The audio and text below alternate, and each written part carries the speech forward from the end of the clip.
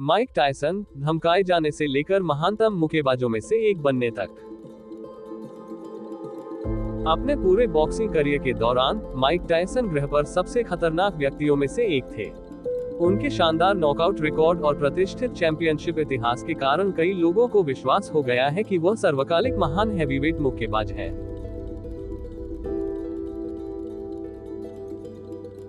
हालांकि रिंग में और उसके बाहर टायसन का रिकॉर्ड सेटिंग करियर विवादों और कठिनाइयों से रहित नहीं रहा है।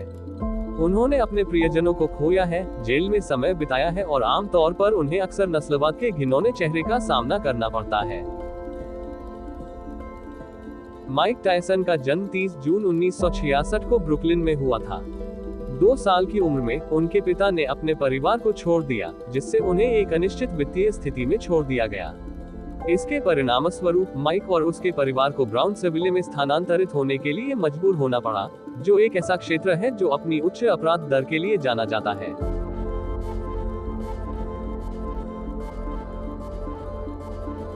ब्राउनसविले में अपने शुरुआती दिनों के दौरान माइक वह कुशल एथलीट नहीं था जिसे हम आज जानते हैं, बल्कि वह बहुत छोटा था और उसका स्वभाव घबराया हुआ था। माइक जानता था कि इस कंक्रीट के जंगल में उसे अनुकूलन करना होगा, इसलिए माइक ने सड़क पर लड़ाई की एक अनूठी शैली विकसित की। हालांकि उसने ऐसा केवल उत्पीड़न से बचने के लिए किया था, लेकिन इससे उसे उससे कहीं अधिक परेशानी का सामना करना पड़ा जितना उसने सोचा था।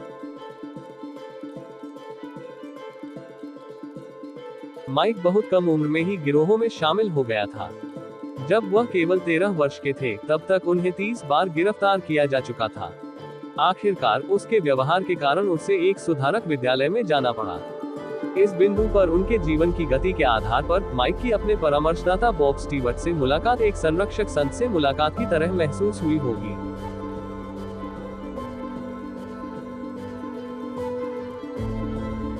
बॉब ने टायसन की मूल शक्ति और ऊर्जा को देखा। वह चाहता था कि वह इसे सही ढंग से प्रसारित करे। जब वह अंततः माइक को प्रशिक्षित करने के लिए सहमत हुए, तो उन्होंने ऐसा केवल इस समझौते के तहत किया कि माइक परेशानी से दूर रहेगा और अपनी पढ़ाई में अधिक प्रयास करेगा। माइक सहमत हो गया और आगे बढ़ना शुरू कर दिया। हालांकि शुरुआत में उन्हें सीखने में काफी दिक्कत आई, माइक ने थोड़े ही समय में अपनी पढ़ने की क्षमता में उल्लेखनीय वृद्धि की। जब मुक्केबाजी की बात आती थी तो वह बेचैन हो जाता था। वह जितना संभव हो सके उतना अभ्यास करना और सीखना चाहता था।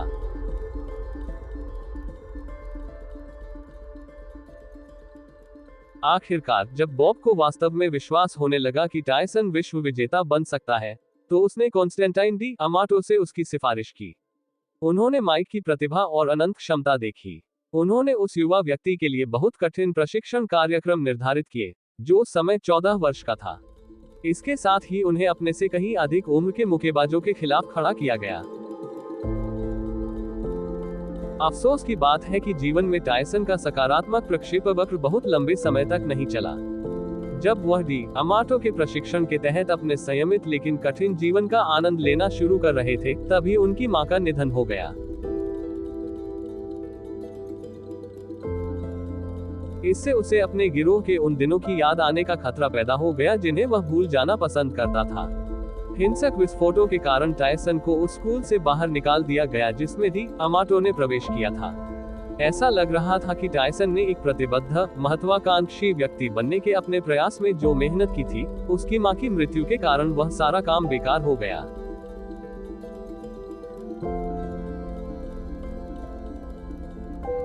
हालांकि अंततः माइक ने खुद को शांत कर लिया और अपनी पढ़ाई जारी रखी, लेकिन अभी और भी असफलताएं आनी बाकी थी।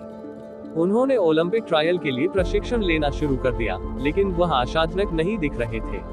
वह हार भी गए, जो कि हम में से अधिकांश के दिमाग में एक युवा, भूखे, दृढ़निश्चयी माइक टायसन की छवि से बहुत दूर जुड़ा हुआ लगता है। डी अमाटो और टायसन इस बात पर सहमत हुए कि अब एक अलग रास्ता अपनाने का समय आ गया है। 18 साल की उम्र में माइक टायसन पेशेवर बन गए। माइक टायसन की पहली पेशेवर लड़ाई पहले दौर में समाप्त हो गई। अपने आकार के आदमी के लिए उनकी तेज मुखों और प्रभावशाली रक्षा को कई लोगों ने नोट किया, जिससे उन्हें आयरन माइक टायसन का उपनाम मिला। टायसन ने उस वर्ष अनगिनत नॉकआउट जीते दर्ज की और उसकी नजर विश्व हैवीवेट खिताबी मुकाबले पर थी।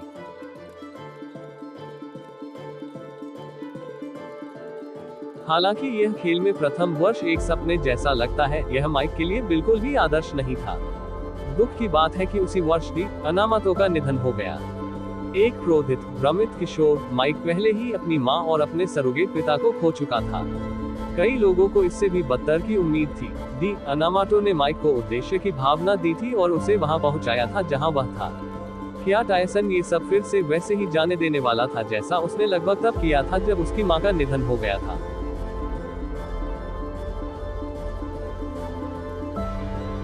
हालांकि अपने सरोगेट पिता की मृत्यु के बाद माइक कभी पहले जैसे नहीं रहे, लेकिन उन्होंने ये सुनिश्चित किया कि वह इसे अपनी सफलता के रास्ते में नहीं आने देंगे। टायसन ने संघर्ष जारी रखा और 22-0 का रिकॉर्ड बना लिया। 1986 के नवंबर में अपने पेशेवर पदार्पण के एक साल बाद आयरन माइक ने ट्रेवर बर्बिक को दूसरे दौर में हराकर विश्व हैवीवेट चैंपियनशिप जीती। इस मुकाबले के बाद उन्होंने अपने खिताब का कई स्तर पर बचाव किया और आमतौर पर सर्वकालिक महान हेवीवेट मुक्केबाजों में से एक के रूप में जाने जाते हैं।